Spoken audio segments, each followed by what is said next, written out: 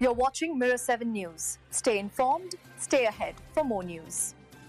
Zack Polanski's rise as leader of the Green Party of England and Wales has sent shockwaves through British politics. His victory wasn't just a routine leadership change. It was delivered with a raw, sweary, and unapologetic video that instantly signaled a new style of politics at play. For years, the Greens have been balancing their image between radical environmentalism and cautious, community-based pragmatism. With Polanski at the helm, that balance seems set to tilt towards something louder, sharper, and undeniably more confrontational. This shift comes at a time when disillusionment with traditional parties is running deep. The Conservatives have long been struggling with that perception, and Labour under Keir Starmer now faces the same problem. Many voters see both as part of an entrenched establishment, a system that fails to deliver real change. That frustration has fueled alternatives across the spectrum, most visibly Nigel Farage's Reform UK on the right, and now figures like Jeremy Corbyn, Zara Sultana and Polanski on the left. Labour is particularly squeezed,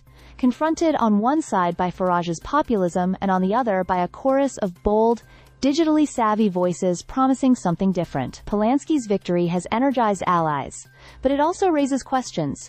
Could he and others on the left end up splitting the same pool of disenchanted voters? After all, Corbyn and Sultana are shaping their own movement, potentially competing for attention and support. Public praise has already been exchanged between them, but political cooperation often proves fragile when the stakes rise. The Greens, traditionally a broad church, may find themselves under pressure as they try to expand, while holding together a coalition that ranges from progressive city dwellers to rural voters who once backed more cautious Green leaders. Yet, Polanski's timing could not be more potent. Labour has been accused of bending too quickly to corporate and billionaire interests, avoiding any real confrontation with the root causes of inequality. Farage thrives by blaming migrants and minorities, while Labour appears reluctant to tackle wealth and power directly. Into that vacuum steps Polanski. His messaging is blunt.